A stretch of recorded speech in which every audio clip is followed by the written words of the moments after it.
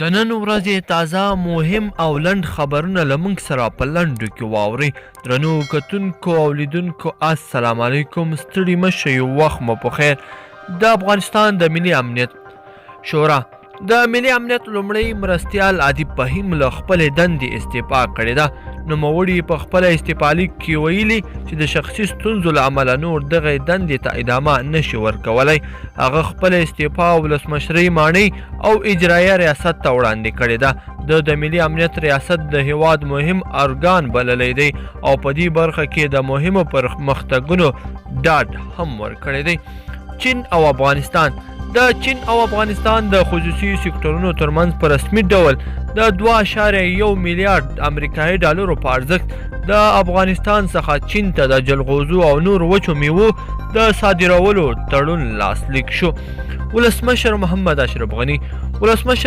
اشرف غني نن سهار د شیخ سلطان بن زید آل نهان د وخت له وفات د متحده اماراتو مقاماتو سره د غم شریکۍ او خواخوږۍ په موخه د متحده عربي اماراتو پلازمینې دوبۍ ته ولاړه.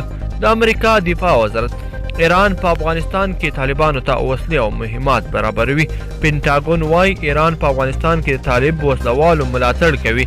د امریکا دفاع وزارت په تازه خپره شوي راپور کې راغلی دي سره له دې چې طالبان د ایران ټولې خبرې نه مني او بیا هم دغه هیواد پر وسلوالو طالبانو نفوذ لري او ملاتړ یې کوي. په دغه راپور کې دغه راز راځي چې طالبان هم له ایران سره ډیره نږدېوالي ته لیوالتیا نه لري. ولسمشر ټرمپ د زندانیانو تبادله به د سولې او اوربند سبب وشي. ټرمپ وایي د زندانیانو وروستۍ تبادله به په افغانستان کې د سولې د راتګ او اوربند سبب شي.